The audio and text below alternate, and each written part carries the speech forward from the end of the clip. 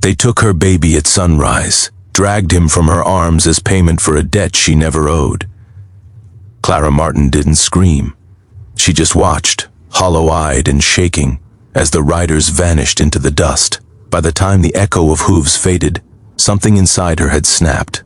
A mother's fear turned into something sharper, colder, deadlier. And when a lone mountain man stepped out of the pines, rifle slung across his back and grief carved into his face, Clara realized she wasn't going after them alone. Because some debts are paid in coin, but others are paid in blood. The autumn wind dragged dust across the empty plains, brushing past the sagging fences of the Martin homestead, whispering through the brittle grass, and swirling around the weary figure standing on the porch. Clara Martin held the rail with both hands, knuckles pale, face gray from a night that had lasted far too long. Her baby, Jonah, just 8 months old, was gone, taken before sunrise by the men who claimed the debt her late husband had left behind. She had watched helplessly as they rode off with him cradled in a sack like livestock. Clara's gown, once a warm brown, now hung loose on her thin frame.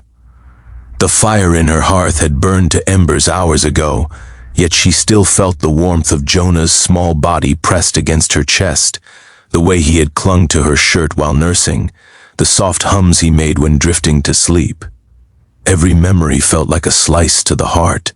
Her husband, Henry Martin, had died in the mines 2 months earlier. He had left behind more than grief. Clara knew he'd borrowed money. Everyone knew miners gambled with danger and coin, but she'd never known how deep his debt ran. Not until a man named Crawley showed up with 2 hired riders, a paper bearing Henry's crooked signature, and a decree that payment was due. Clara had tried to reason, plead, offer the horse, tools, land, anything but the child. Crawley had stared through her like she was wind. He needed leverage, he said, something that would bring her to town by week's end with the coin he was owed. He had chosen Jonah. She had tried to run after them, barefoot and stumbling through the dirt, but the riders were already far down the road, dust trailing behind them like a cruel banner. She had fallen face first in the path, nails clawing at the ground like she could dig her baby back out of the earth. When she rose, weak and trembling, the world felt colder than any winter she had known. Clara didn't know how long she stayed on that porch before she finally moved. The sun was climbing, painting the sky with pale streaks of gold. Her legs trembled with exhaustion, but she forced herself into the barn to saddle the old gray mare. She had no plan, no money, no weapons. Only a mother's desperation and a name, Crawley. She slipped her feet into Henry's old boots and tied the leather cords with shaking fingers. But as she gazed across the horizon, she sensed movement on the far edge of her land. A figure, tall and broad, rode in slow but steady, leading a pack mule and wrapped in a wool coat, patched with years of repairs. His beard matched the rough mountains behind him, dark, heavy, touched with frost. Clara knew him only by what Henry once said. Elias Reed, the mountain man, a recluse, a trapper, a protector of nothing and no one. He rode closer until his horse stopped a few yards from her porch. His eyes were the color of old pine bark, tired but observant. "Ma'am," he said with a nod. "Saw 2 riders tear down the hill earlier. Didn't look like neighborly callers." Clara swallowed hard. "They took my baby." The rugged man held still, like the wind itself had paused. "Your baby?" "They said Henry owed them. I didn't have coin. They took Jonah." Her voice cracked, and for the first time since that morning, tears spilled over. Elias dismounted slowly, boots thudding on the ground. "Who?" She told him everything. Every detail about Crawley, the threat, the debt, the riders with the scarred horses. Elias listened without interrupting, his rough hands resting on his saddle horn, his jaw clenched, as though restraining anger he thought he'd left behind years ago. When she finished, she looked down, wiping tears into her sleeve. I'm going after them. You won't catch men like that, he said gently. Not alone. And certainly not with that mare. She's got good legs, but not fast ones. I don't care. He's my child. Elias took a long breath, lifting his gaze to the horizon as though measuring the distance, the terrain, and the threat all at once. I know Crawley, he finally said. He runs with men who'd sell their own kin for a silver piece. They won't harm the boy, but they'll use him. Clara's voice trembled. Help me. He looked at her, really looked, and something softened in his expression like frost melting under the first warm day of spring. I will. She nearly collapsed with relief, her legs shaking again, but Elias caught her by the arm to steady her. You'll need strength. Sit. Drink this. He handed her a flask. She took a small sip. It was water, clean and cool. She hadn't realized how dry her throat had become. Elias moved with quiet purpose, tying down gear, checking his rifle, adjusting straps on the mule. Clara watched him, a mixture of gratitude and fear swirling inside her. She didn't know him, didn't know why a mountain man would involve himself in a stranger's plight, but she didn't question it. She couldn't. When she stood to mount her mare, Elias shook his head. You ride with me. We'll make better time. Without hesitation, she climbed behind him, her hands clutching the back of his coat. They rode at a steady pace eastward, leaving behind the homestead and entering the vast stretch of hills and dry washes that connected to Crawley's territory. Clara's heart raced with every thud of hooves. The world blurred past her, trees, dirt, distant cattle, abandoned campsites, but all she saw was Jonah's small face. They reached the foothills by late afternoon. Elias reined in his horse at a creek. We rest here, only for a bit. Clara reluctantly slid down, legs stiff from the ride. Elias collected wood and built a small fire for warmth, but Clara couldn't sit still. She paced back and forth, wringing her hands, breath sharp. We'll get him back, Elias said quietly. You don't know that. I've tracked worse men in worse places. He lifted a piece of dried meat from his pack. Eat. I can't. You need strength to fight. Even mothers. Clara stared at him, then forced herself to take the food. She chewed slowly, tasting nothing. The water he offered felt like cold relief down her throat. Elias crouched by the creek, washing his hands. I had a son once, he said suddenly, voice low. Clara froze, her gaze snapping to him. Lost him to fever when he was 3. Buried him myself. After that, I left people behind.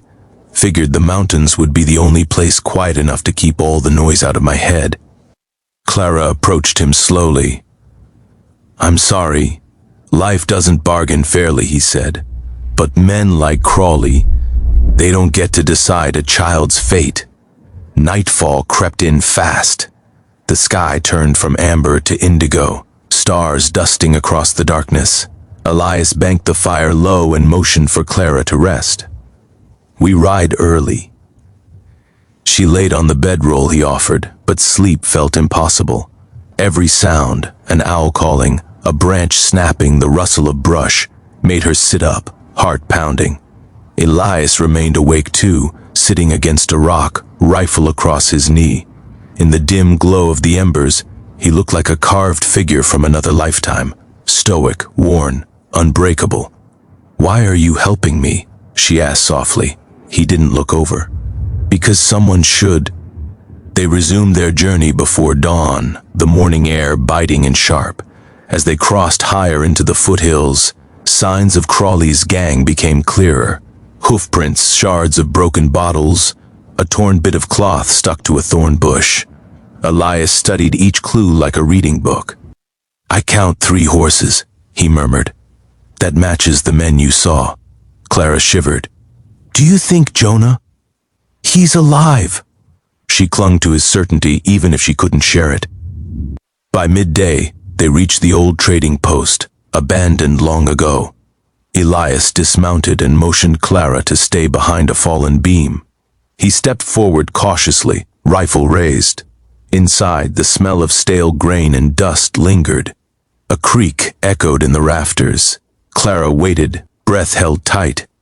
Elias returned with a scrap of cloth in his hand. Her heart nearly stopped. It was Jonah's blanket, light blue with little stitched stars she'd sewn during her pregnancy. "They were here not long ago," Elias said. "Maybe an hour." Clara hugged the blanket to her chest, tears soaking into the fabric. "They're so close. We'll catch them before night." They pressed forward. The terrain grew steeper, with jagged rocks and narrow paths that twisted between ridges. Clara's fear sharpened into determination. Her baby, her tiny helpless Jonah, was somewhere ahead. By late afternoon, they spotted smoke rising in the distance. Elias narrowed his eyes. "That'll be their camp." Fear surged through Clara. "What do? We watch first, then decide." They crept along a ridge and hid behind a clump of brush. Below them, near a half-collapsed barn, Crawley and his 2 men lounged beside a small fire. A crate sat near Crawley, and beside it, wrapped in the blanket Clara recognized, was Jonah. Clara covered her mouth to stifle a cry. Jonah was sleeping, little chest rising and falling. Crawley paced, waving his arms as he spoke to the men. Though Clara couldn't hear the words, his temper was obvious. He kicked at the dirt and slammed a bottle against a beam. "They're on edge," Elias whispered. "Good. Good?" Clara stared at him, confused. "Men who panic make mistakes. Let's hope we make fewer." Clara's breath shook. "I need to get to him. Please, you will. But rushing in gets you both killed." He studied the terrain. "I'll go down first, draw their attention. You circle behind the barn and get the boy. I can't leave you. You're not leaving, you're saving your son." He turned to her, eyes steady and grounding. "Do you trust me?" She nodded, though fear crawled through her veins. "Good." Elias moved like a shadow, low and silent, circling wide until he reached a thicket near the camp. Then he stepped out, rifle raised. "Crawley!" The men scrambled, grabbing weapons. Crawley sneered when he recognized him. "Reed, didn't expect to see you crawl out of your mountain cave." "You took a child," Elias said, voice calm but as sharp as a blade. "Give him back." Crawley laughed. "This child is payment. The mother wants him, she can bring the coin. She doesn't have coin. Not my problem." Elias fired a warning shot into the ground near Crawley's boots. Dirt burst upward, sending the men stumbling back. While the confrontation escalated, Clara sprinted behind the ridge, heart pounding louder than the shouts below. She rounded the barn, tripping once on a root, catching herself on trembling hands. When she reached Jonah, she dropped to her knees. His eyes fluttered open, confused but unharmed. "It's Mama," she whispered, lifting him into her arms. Jonah whimpered softly, pressing his face into her neck. Behind her, a gunshot cracked through the air. Clara froze. Elias grunted, a sound of pain, but then another shot followed, and a yell from one of Crawley's men echoed across the clearing. Clara held Jonah tighter, tucking him under her coat. She peeked around the barn corner.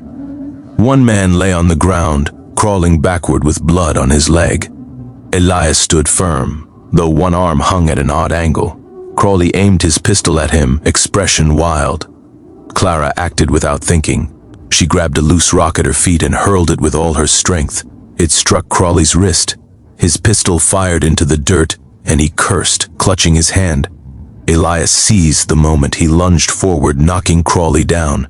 They grappled, rolling through the dust, fists and knees landing heavy blows. Crawley reached for a hidden knife, but Elias twisted his arm and disarmed him. With one decisive strike, Elias ended the fight. The clearing fell silent except for the crackle of the dying fire and Clara's ragged breathing. Elias rose slowly, clutching his injured arm. "You got him?" Clara stepped out, Jonah in her arms, tears streaming freely. "Yes." He gave a faint nod. "Good. Then let's go home." She ran to him, supporting his weight as his knees buckled. "You're hurt. I've been hurt worse." But when he looked at Jonah, his expression softened. "He's safe." Clara pressed Jonah closer, overwhelmed with relief. "Because of you." The journey back was slow. Elias's wound needed tending and the terrain was rough.